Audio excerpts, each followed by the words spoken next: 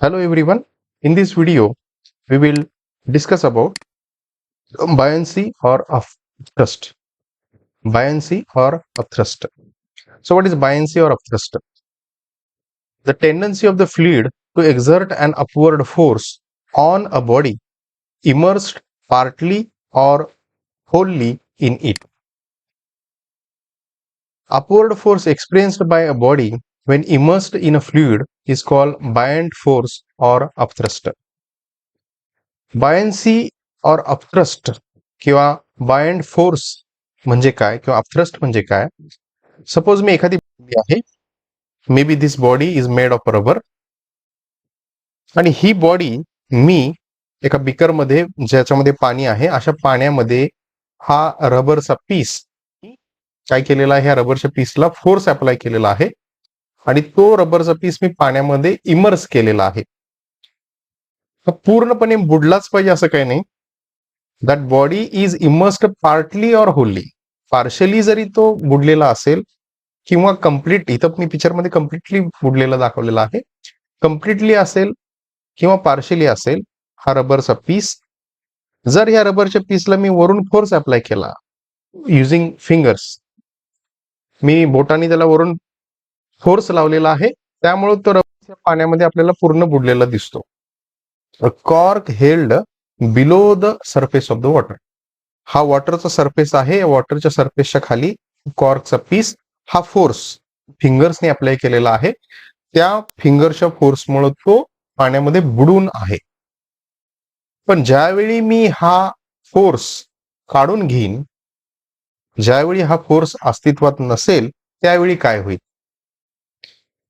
Buoyancy किंवा upthrust म्हणजे काय. The tendency of the fluid to exert an upward force.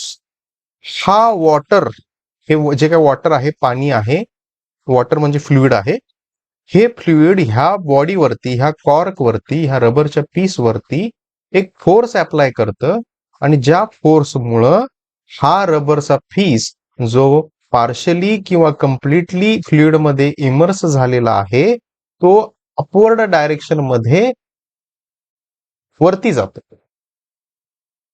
Upward त्याच्यावरती force लागतो, त्यामुळे तो अपवर्ड ढकलला जातो. तो जो काय फोर्स, तो ज्या कोणत्या फोर्समुळे वरती जातो तो फोर्स म्हणजे कुठला, बायन्सी फोर्स किंवा अपथ्रस्ट म्हणतो आपण त्याला. The upward force experienced by the body. इथं जो काही बायन्सी फोर्स एफ बी आहे, त्या because of that force when that body is immersed in the fluid is called as a buoyant force और अपथ्रस्ट फोर्स. म्हणजे आता इथं बघा, हा सरफेस ऑफ वॉटर होता आणि मी इथं मात्र आता इथं जो मी फोर्स अप्लाय केला होता, हा फोर्स मी काढून घेतला.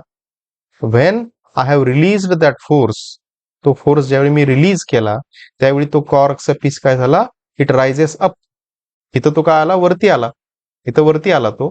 The cork rises to the surface of the water. आणि तो कशामुळे आला, ह्या बायंट या बी हा जो काय बायनंट फोर्स आहे, आणि हा बायनंट फोर्स कशाचा आहे, कुठून आला, तर हा बायनंट force it is that upward force or buoyant force experienced body when immersed in the fluid. That buoyant force, it is generated by this water molecules or water on this cork piece or on this body. So that force we will call it as a buoyant force or a thrust force. So tendency of a fluid ची एक tendency आहे, एक प्रवृत्ती आहे, जी ज्यावेळी आपण त्या बॉडीला पाण्यामध्ये बुडून ठेवतो किंवा एखाद्या फ्लुइड मध्ये बुडून ठेवतो, तर तो फ्लुइड त्या बॉडीला वर ढकलण्याचा प्रयत्न करतो एका फोर्सनं. तो फोर्स म्हणजे बायनंट फोर्स. थँक्यू.